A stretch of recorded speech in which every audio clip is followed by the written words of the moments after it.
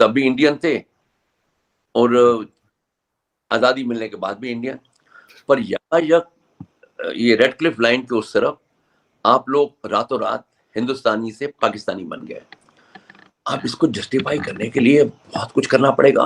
क्यों मुल्क क्यों मांग लिया? मुल्क तो मिल गया, पर फ्रैंकली इस बारे में मुझे कोई अभाम नहीं है, कोई शक नहीं है।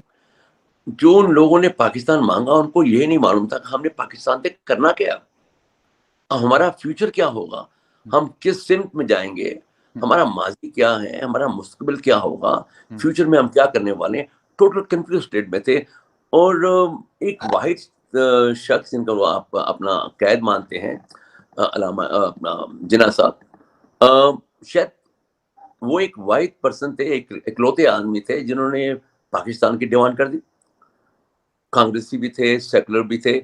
सडनली उन्होंने कहना कर शुरू कर दिया कि वी आर टू नेशंस, हमारा जूरिस्प्रूडेंस अलग है, खाना पीना अलग है, पहनावा अलग है। जो उनके 23 मार्च 1940 में जब उन्होंने मिंटो पार्क में तकरीर करी, और उससे पहले उनका खाना पीना वही था जो हमारा है। हालांकि पार्टीशन होने से पहले तक भी वो तो पोर्क भी खाते थे, शराब भी पीते थे, उनमें कोई इस्लामिक वैल्यू भी नहीं थी। पर उनको एक जिद थी, उसका जिद को कहीं कोई और स्कॉलर पे इस पे रोशनी डाल लेगा, क्योंकि मैं वहाँ उस तरफ नहीं जाना चाह रहा, हालांकि मैं उससे बड़ा आशना हूँ। ये जो जस्टिफिकेशन था ना एक स्टेट का, इस स्टेट की जस्टिफिकेशन ने बड़ा गड़बड़ कर दिया। आपके बानिए पाकिस्तान को चाहिए था कि आप हमने कह दिया कि हम दो नेशंस हैं, तो आपको फिर नेशन बिल्ड करना चाहिए था। आपको लगा, आपको मीन्स कि पाकिस्तान को जो इनिशियल रूलर्स थे उनको लगा कि एक गिल्ट था उनके अंदर, उनके अंदर ऐसी एक इंफीरियरिटी कम्प्लेक्स आ गया कि हमको जस्टिफाई करना है, भाई हमने मुल्क क्यों बनाया। तो जस्टिफिकेशन के लिए बहुत जरूरी था कि हिंदुस्तान व हिंदू को दुश्मन दिखाया जाए। उसका एक तरीका था कि आपकी जो बुक्स है, निसाब है, बच्चों को पढ़ाया जाए। तो बच्चों को ये पढ़ा दिया गया कि हिंदू अच्छा नहीं होता, हिंदू बुरा है, हिंदुस्तान बुरा है। तो जब आपने ये नैरेटिव बिल्ड किया, तो जो कश्मीर का मसला आ गया, वो कश्मीर का मसला अब इतना ज्यादा, अब फखर भाई हालात बिगड़ चुके हैं पाकिस्तान के। अगर कश्मीर आज रिजॉल्व हो भी जाएगा जी, पर आपका जो कैलर्जी है, आपके जो मुल्लाज हैं, उन्होंने इतनी नफरत बो दी है हिंदू और मुसलमान के बीच में, अब कश्मीर का मसला रहा नहीं। अब मसला वो आ गया, मजहब बीच में आ गया। वो जो सुपीरियरिटी या मजहब वो सिखाकर बैठ चुके हैं कि भाई हिंदू गंदा है। अब कश्मीर और हिंदू गंदा होना दो अलग चीजें हैं। कश्मीर तो एक जमीन का टुकड़ा है जिसके ऊपर पाकिस्तान अपना क्लेम मांग रहा है। और जो नस्ल बनाई पाकिस्तान ने 1947 के बाद, उनको कश्मीर के बेस पे नहीं बनाया, उनको जस्टिफाई किया कि पाकिस्तान क्यों बना। तो मेरा ऐसा मानना है फकर भाई, टू मूव ऑन डिस्कशन आगे ले जाते हैं, कश्मीर अब इररेलेवेंट है। कश्मीर हाइपोथेटिकली कल को सॉल्व हो भी जाएगा, तो भी जो पाकिस्तान को एक नए तरह से एक शुरुआत वो करनी पड़ेगी जब पाकिस्तान एक नेशन स्टेट के हिसाब से चलेगा। पाकिस्तान को रीबूट करना पड़ेगा। जैसे कभी हमारे कंप्यूटर हैंग हो जाते हैं, मुझे कहते हुए अफसोस हो रहा है, दुख हो रहा है, पर मैं क्या करूं, ये मुझे कहना पड़ रहा है कि पाकिस्तान को पूरी तरह से रीबूट करना पड़ेगा, ग्लोबल कम्युनिटी के साथ चलना पड़ेगा। दुनिया एक गांव बन के रह गया है, इसके अंदर किसी का ये कहना कि मैं उम्मा का लीडर हूं, ये उम्मा का वर्ड आपको और किसी मुल्क में सुनने को नहीं मिलेगा। ये पाकिस्तान में ही सुनने को मिलेगा कि हम उम्मा के लीडर हैं, हमारे पास इस्लामिक बॉम्ब है। क्या बॉम्ब ने कर दिया पाकिस्तान को लेके। तो मेरा ऐसा मानना है कि शुरुआत में बहुत मेजर फॉल्ट लाइन क्रिएट हो चुकी थी, और उसकी सबसे बड़ी फॉल्ट लाइन थी हिस्ट्री को बिगाड़ दिया। बच्चों को नहीं बताया कि जिस धरती पे पाकिस्तान है वो हजारों साल की पुरानी धरती है। उस पे हर तरह के लोग आए, बाहर से भी आए, अंदर से भी थे। एक फलती फूलती सभ्यता थी, एक सिविलाइजेशन थी, जिसकी एक और सकाफत थी, जिसको हमने हजारों साल में एनरिच किया। तो उसमें से पिक एंड चूज करना शुरू कर दिया, चेरी पिकिंग कर दी। बच्चों को यह बता दिया गया कि पहला पाकिस्तानी मोहम्मद बिन कासिम था। तो ये बेसिकली ये फॉल्ट लाइन वहां से शुरू होती है। That's what I feel. ठीक। अच्छा, राकेश वैद साहब, एक चीज मुझे ये पता करनी है आपसे कि ठीक है सारा कुछ हुआ, लेकिन कश्मीर का मसला आप कहते हैं कि यार अभी अगर हल नहीं भी होता, हल कल को हो भी जाता है तो मसाइल हल नहीं होते। आप कहते हैं कि रीबूट किया जाए।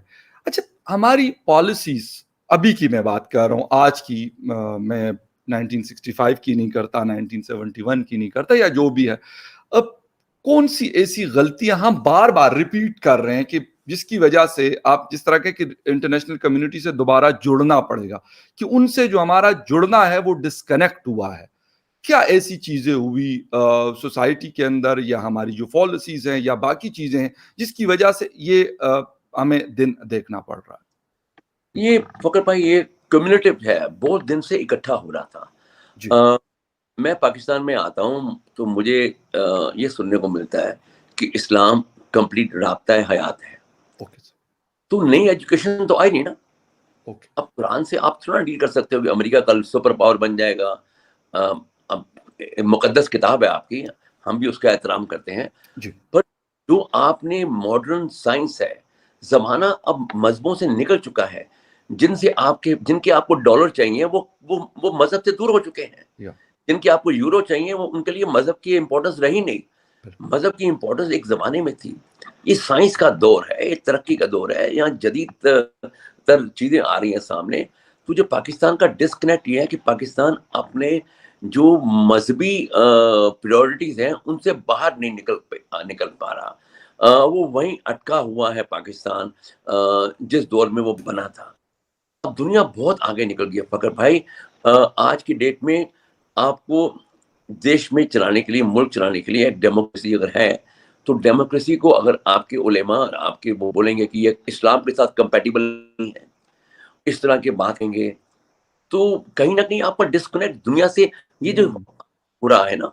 आप देखिए ना, $1 बिलियन के लिए पाकिस्तान को बिल्कुल। परेशानी हो रही जी बिल्कुल। है। $1 बिलियन की आप क्या औकात है आज के जमाने में 25 करोड़ के मुल्क के लिए? यस। 25 करोड़ के मुल्क के लिए 1 बिलियन की क्या प्रॉब्लम है?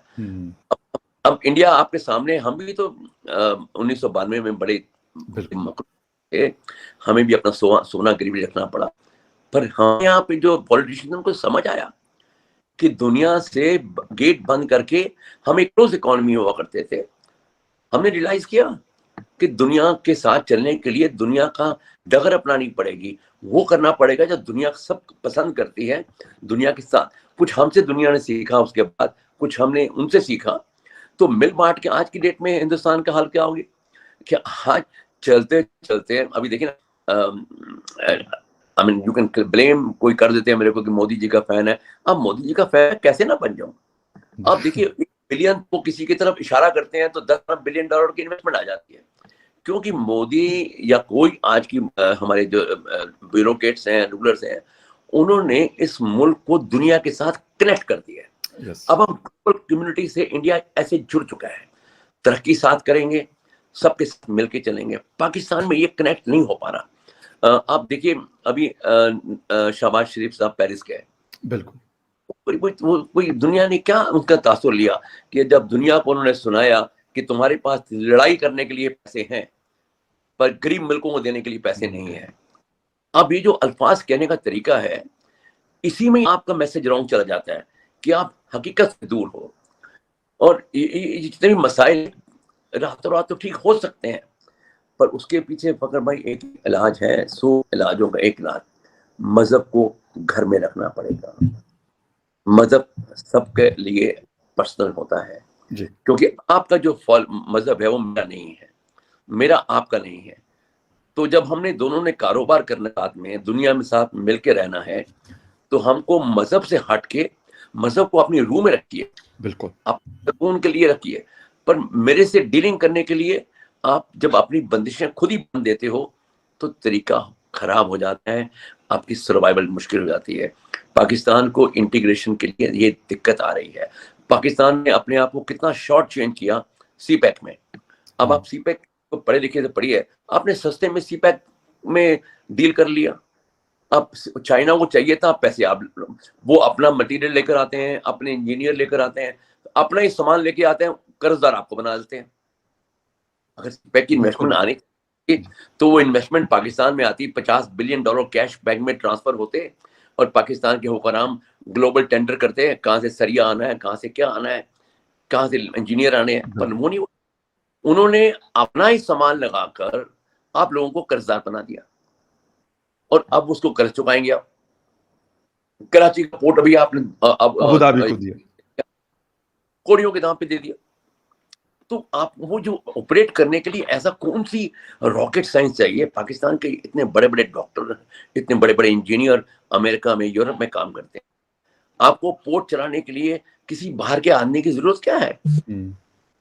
क्योंकि आपने, आपके जो सिस्टम ऐसा बन चुका था, इतना करप्ट सिस्टम कि हर आदमी अपना जितनी बड़ी जिसकी चोंच है उतना पंजा मार के अपनी ही घुस रहे हैं।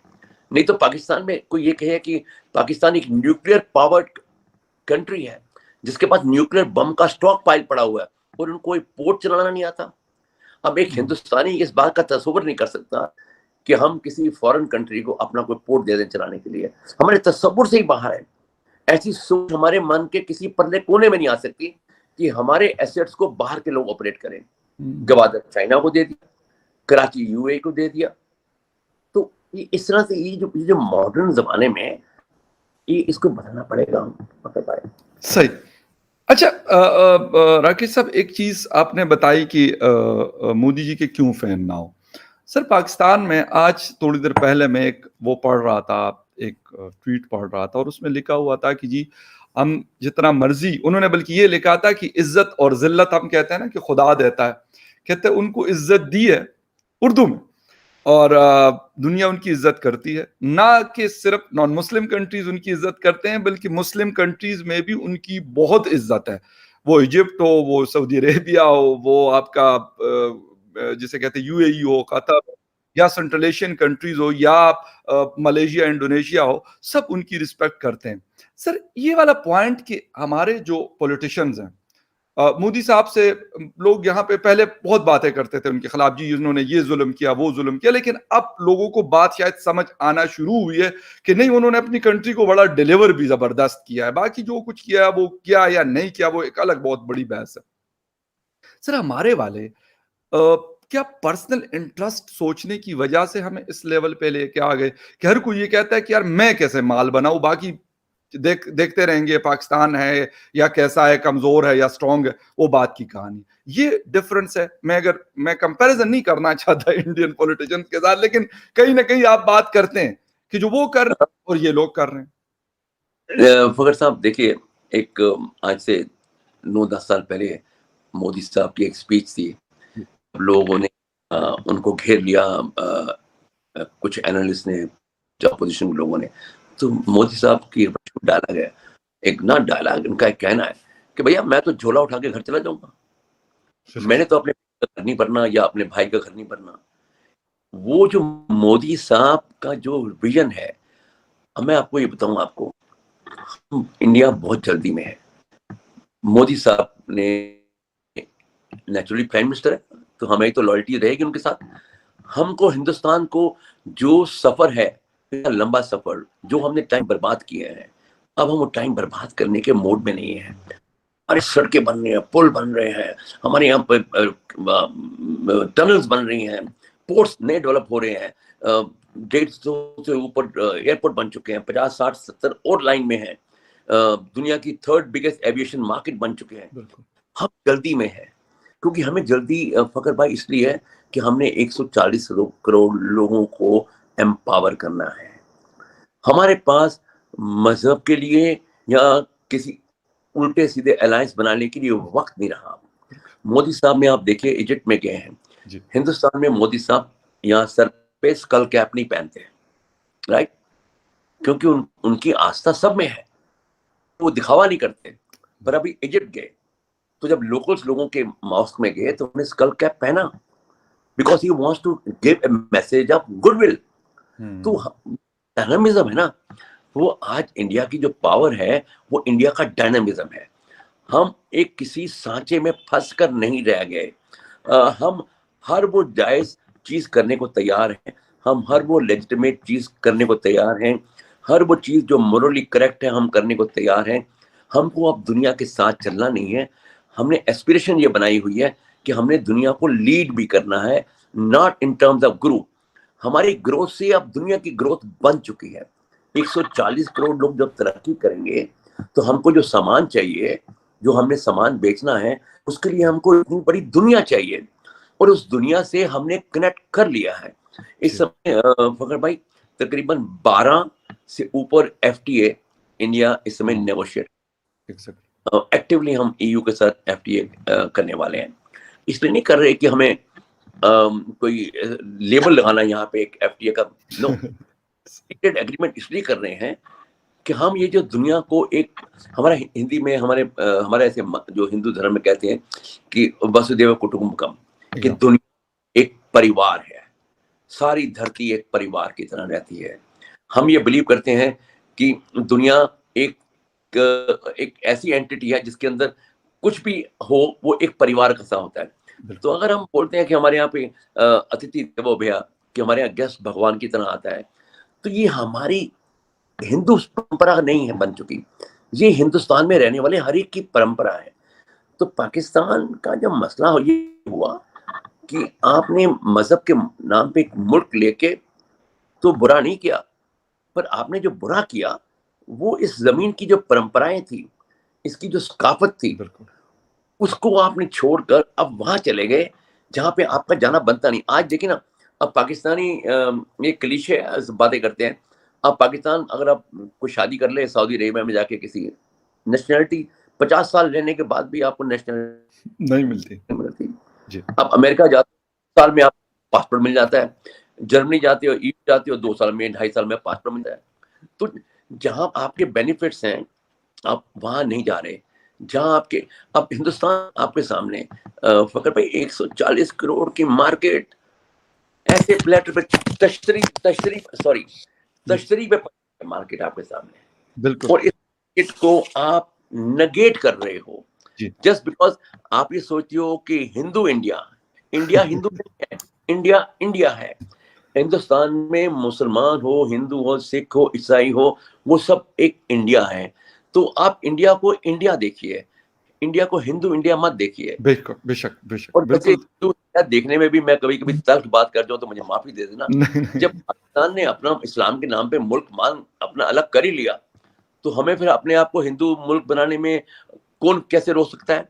कोई हमको सेकुलर पाठ क्यों पढ़ाए इंडियंस को कि तुम सेकुलरिज्म को छोड़ के? अरे भाई, आपने तो सेकुलरिज्म के बारे में कभी सोचा ही नहीं। आपने तो अपना घर अलग कर दिया और आपने कॉन्स्टिट्यूशन में लिख दिया कि sovereignty lies with Allah and हदीस एंड सुन्ना।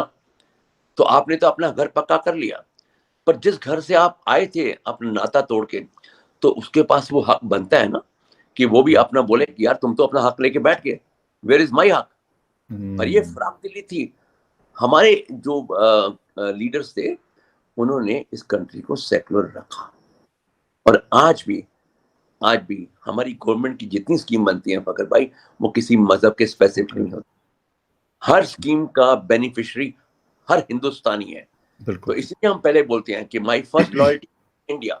मैं पहले हिंदू नहीं हूं, मैं पहले भारतीय हूं। और इसी यही एक सोच है जिसने हिंदुस्तान को, देखिए हमारे करेंसी नोट के ऊपर भी 18 लैंग्वेज लिखी हुई है। हम इन सब के बावजूद, इतनी डाइवर्सिटी के बाद, एक सोच है ना, भारत एक सोच है, इंडिया इज एन आइडिया। और ये जो आइडिया है ना इंडिया का फकर भाई, ये इंडिया से भी स्ट्रांग है। हमारी बहुत फॉल्ट लाइंस हैं, इंडिया की बहुत फॉल्ट लाइंस हैं। उन फॉल्ट लाइंस के बावजूद भी हम एक पावरफुल, एक एम्पावर्ड कंट्री क्यों है कि हम सबकी लॉयल्टी पहले India. And this is what you have to infer. इसका मतलब आपको खुद लगाना पड़ेगा कि आपके पड़ोसियों के यहाँ ये सोच है और आपके यहाँ ये सोच है, तो इसका फर्क क्या है? अब आपके देखो ना, आपके वेस्ट में एक हॉस्टाइल अफगानिस्तान है आपकी तरफ, आप उनकी तरफ है, वो आपकी तरफ हो। एक वो सरपेरे तालिबान आपकी तरफ घेर के बैठे हैं, या ईरान है जिससे कभी ना कभी आपकी लव हॉट एंड रिलेशनशिप लगी रहती है। एक तरफ आपके पास चाइना है जिसके बीच में पहाड़, दुर्गम कठिन रास्ते हैं, और उन्होंने आपको पूरा डोमिनेट किया हुआ है, इतना मखरूज बना दिया आपके अंदर कि आप वहां पे खुल के बात नहीं कर सकते। युगर मुसलमानों पे इतने जुल्म हो रहे हैं, और पाकिस्तान में, अगर हिंदुस्तान में किसी मुसलमान बेचारे की डेथ हो जाए किसी मॉब की वजह से, तो पाकिस्तान दुनिया भर में शोर मचा देता है। उधर लाखों मुसलमानों को उन्होंने कैंप में रखा हुआ है, तो इमरान खान साहब बोलते हैं नहीं हम चाइना से बात प्राइवेटली करते हैं। बिल्कुल। तो ये जो डुप्लीकेसी है ना, इससे बाहर निकलना पड़ेगा। और मैं मादरत के साथ, देखिए कभी कभी अगर आपको आप अगर असली वेल विशर हो ना, तो आपको सच बोलना चाहिए। मैं पाकिस्तान का वेल विशर हूँ, मैं सच बोल रहा हूँ। बिल्कुल सच। रीबूट करना पड़ेगा, नहीं तो आप क्या बोलें, आपको खुद ही हालात मालूम है सर बिल्कुल एग्जैक्टली। एक लास्ट क्वेश्चन, और वो ये कहूंगा, आपने कहा कि इंडिया इंडिया है, इंडिया हिंदू स्टेट, मतलब ठीक है मेजॉरिटी वहां पे हिंदू की है, सिख है, मुसलमान है, बाकी रिलीजन्स के लोग रहते हैं, और दुनिया देखती भी इंडिया को एज ए इंडिया है। वो सऊदी अरेबिया है, वो यूएई है, ये वो लोग हैं कि मतलब सऊदी अरेबिया खाना काबा हमारा वहां पे है, हम उनको जाके 5 वक्त सजदा करता है मुसलमान, दुनिया कहीं पे भी हो। सर फिर ये वाली बात हमें क्यों नहीं समझ, या हमारे लीडर्स की, हमें समझने का मतलब मेरा ये कि हमारे लीडर्स को ये बात क्यों नहीं समझ आती, या जो भी लोग पावर रखते हैं पाकिस्तान में उनको ये बात क्यों समझ नहीं आती कि एमबीएस कहता है नरेंद्र मोदी साहब को वो मेरा भाई है, शेख जैद अल नाहयान कहते हैं वो मेरा भाई है। यानी वहां पे अगर ये कोई पाकिस्तानी कह दे तो पता नहीं क्या, जिसे कहते हैं कि वावेला, और जिसे कहते हैं कि मतलब बवाल हो जाए पूरे पाकिस्तान में। क्या वजह है? बल्कि यहाँ तो नारे भी लगे कि जो मोदी का जो यार है गद्दार, इस तरह के नारे मुख्तलिफ हुकूमतों में अनफॉर्चुनेटली लगे, अनफॉर्चुनेटली। लेकिन वहां पे किसी ने नारा नहीं लगाया कि वो किसी ने कहा कि यार ये तो भाई क्यों कहा, इतना बड़ा सिविल अवार्ड क्यों दिया, ये क्यों किया, इतने बड़े ताल्लुकात क्यों है, इतनी बड़ी इन्वेस्टमेंट्स क्यों है आपस में और बढ़ रही है दिन ब दिन। इसका बड़ा मुख्तसर जवाब बनेगा जी फखर प्लीज। भाई। हमारे लिए मुल्क और मुल्क का मफाद, मुल्क का बेनिफिट नंबर अव्वल है। यस। हम अपने भगवान के होने से नहीं है, हम अपनी धरती के होने से हैं। धरती होगी तो हमारे भगवान तो यहीं के है ना। देखिए जो हमारी सोच है ना इस कॉन्टिनेंट की 47 से पहले, वो बड़ी इंक्लूसिव रही है। हम जैसे मैं एक हिंदू हूँ, और मैं एक ट्रिनिटी में विश्वास करता हूँ। एक क्रिएटर है, एक डिस्ट्रॉयर है, एक प्रिजर्वर है। और हमें उस सारी सोच के अंदर ये नहीं बताया जाता कि मेरे सामने जो हिंदू नहीं है मैं उससे नफरत करूं। कोई वायलेंस नहीं सिखाई जाती, कोई नफरत नहीं सिखाई जाती। हमारे यहाँ कोई कॉन्सेप्ट ऑफ काफिर नहीं है, हमारे यहाँ कॉन्सेप्ट है जमीन का। हमें धरती पुत्र है, सन ऑफ द सॉइल जिसको इंग्लिश में हम बोलते हो। जी बिल्कुल। हम लोग अपने आप को धरती पुत्र मानते हैं, हम इस जमीन के बच्चे हैं, चाहे औरत हो या आदमी हो। ये जमीन है तो हम हैं। तो ये बस बेसिक था, इतना सा फर्क है, कोई लंबा चौड़ा फर्क